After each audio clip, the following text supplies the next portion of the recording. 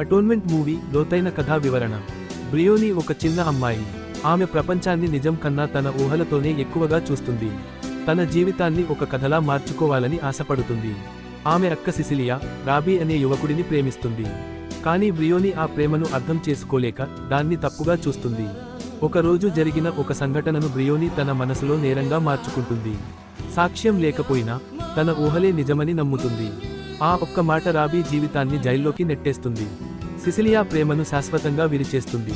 రెండో ప్రపంచ యుద్ధంలో రాబీ దేశం కోసం పోరాడుతూ తన ప్రేమను మాత్రమే ఆశగా పట్టుకుని జీవిస్తాడు. సిసిలియా కూడా కుటుంబాన్ని వదిలి అతని కోసం ఎదురు చూస్తుంది. ఇంకొన్ని సంవత్సరాల తర్వాత బ్రియోనికి నిజం అర్థమవుతుంది.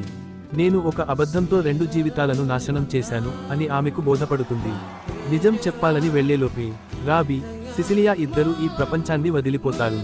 చివరికి బ్రియోనికి మిగిలింది ఒక్కటే పశ్చాత్తాపం. అందుకే ఆమె తన కథ ద్వారా వాళ్లకు కలగని హ్యాపీ ఎండింగ్ ఇస్తుంది. అదే ఆమె చేసిన తప్పుకు చేసిన